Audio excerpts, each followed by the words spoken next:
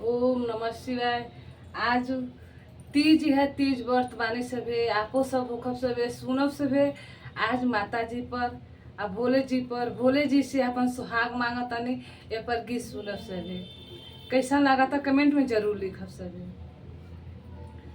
बनल रहे नई हरवाए भोला, बनल रहे ससुरवा, बनल रहे नई हरवाए भोला, बनल रहे ससुरवा। इहे आशीष हमें दिहाए भोले, बनल रहे से नूरवा। इहे आशीष हमें दिहाए भोले, सजल रहे से नूरवा। बनल रहे नई हरवाए भोले, बनल रहे ससुरवा। इहे आशीष हमें दिहाए भोले, सजल रहे से नूरवा।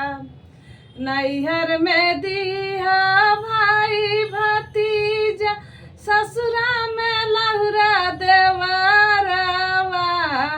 इहे आशीष हमें दिहाए गौरा, बनल रहे से नूरवा। इहे आशीष हमें दिहाए गौरा, बनल रहे से नूरवा। सास दिहा माई कौशल्या ऐसन, ससुर दिहा राजा दशरथ। सास दिहा महारानी कौशल्या ऐसन, ससुर दिहा राजा दशरथ।